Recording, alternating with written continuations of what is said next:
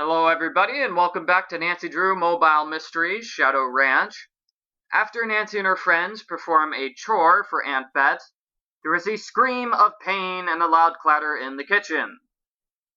So we are going to run to the kitchen. Obviously, if we did the chore in the kitchen, we wouldn't have to run there. The girls rush into the kitchen to find Mrs. Thurman at the sink, running her hand under cold water. Across the room, Andre uses a small fire extinguisher. Just like that, he uses the small fire extinguisher to put out the flames erupting around one of the burners on the old-fashioned gas range. A large iron skillet lies upside down on the floor amid a mound of chopped vegetables. "Mind the floor," cries the older woman when she sees the girls. "Them veggies is covered with oil." They stop short, as do Dallas and Bonnie Crider, who have come running into the kitchen from the dining room. Moments later, the fire put out, Andre lowers the extinguisher. The stovetop is covered with chemical foam. "Well, that made quite a mess," he says, surveying the scene with dismay. Aunt Bet enters the room behind the Criders and gasps in horror. "Whew! Oh, good heavens, what happened?" "I was going to do some frying," Mrs. Thurman explains, still running water over her hand. "But when I turned on the burner, seems like the skillet just burst into flames. Scorched my hand pretty good." As Aunt Bet examines Mrs. Thurman's hand, Jamie and Jim make their way into the room and stop short, gaping at the floor and the range. "Holy moly," Jim murmurs. "What happened to you?" Dallas asks, when he notices the bag of ice Jim is holding to his elbow. "I slipped on the bathroom rug," Jim answers absently, still taking in the carnage. "All right, now, everything's all right," Aunt Bet says, aware of her guest's growing uneasiness. Just got a bit of a mess to clean up in here is all. Go on back to your rooms and dinner will be ready in a little bit." She smiles as reassuringly as she can. "Accidents happen, it's no big deal." Jim and the Criders turn and leave the room, but not before each has cast an accusatory glance at Bess. When they're gone, she turns to Nancy and George. For the first time, she appears troubled.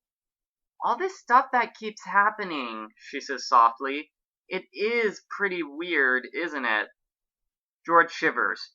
"It's super weird." "Not just weird, super weird! Doo-doo-doo!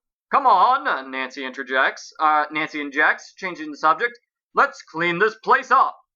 Due to the damage to the stovetop, Mrs. Thurman's injury, and the fact that it's Shorty's day off, dinner that evening is late and consists of little more than canned soup and cold cuts. Aunt Bet apologizes to Andre, assuring him that Mrs. Thurman is a fabulous cook and that meals as pedestrian as this are extremely unusual at Shadow Ranch. Her other guests wholeheartedly concur. She also announces that Uncle Ed won't be coming back from Phoenix until tomorrow because of a business complication. And though she tries to make light of his absence, her anxiety shows and does little to put her guests at ease. Moreover, Gil and Dave wander in midway through the meal, tired, hungry, and irritable since they had to walk all the way back to the ranch after mending the gate by Blue Water Creek. Only after his second bologna sandwich does Dave muster a smile, but only for Nancy. After dinner, the cowboys head to the bunkhouse, and Mrs. Thurman retires to her quarters, leaving the girls and Aunt Bet to wash the dishes and clean the kitchen. As they work, Bess tells Aunt Bet about the doll she found in the ghost town. "Someone had walled it up," Aunt Bet puzzles. "Someone was either trying to hide it or get rid of it," Nancy says. "Why would anyone hide a doll?" the woman scoffs. "And if they wanted to get rid of it, why wouldn't they just throw it in the fireplace or something?" "Some people around here," Bess injects quietly, "think it was put in the wall to bring bad luck to the sheriff." Aunt Bet laughs. "Ha ha! Like some kind of curse? Oh, that's just silly." "But still, you gotta admit, a lot of bad stuff has happened ever since I took it." Aunt Bet's smile fades as she considers this. Finally she says, "Where is this doll? I'd like to see it." Nancy puts her dish towel down. "I'll get it." She goes through the door to the dining room and heads down the shadowy hallway towards Bess and George's room. But when she stops in front of the door, she hears a soft rustling noise coming from within the room. Someone is inside!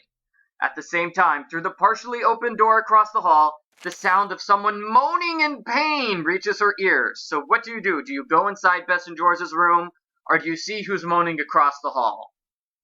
Well, the person inside Bess and George's room is Suzanne Lemaire, and the person across the hall is Bonnie Kreider, right? Bonnie Kreider, I think that's her name, and she has just walked into a door. Suzanne, on the other hand, is looking at the doll. I don't have a voice for Bonnie, but I have a voice for Suzanne, so that's why I'm going with this option. Nancy opens the door and steps into the room. The person standing in front of Bess's dresser whirls around with a startled cry. It's Suzanne Lemaire. When she sees Nancy, she closes her eye in relief. Oh my gosh, you scared me. What are you doing in here? Looking at this thing. She gestures towards the doll. Dallas and that man Andre told me about it, so I thought I'd take a peek. Which is why I almost had a heart attack just now. That doll is downright ghoulish.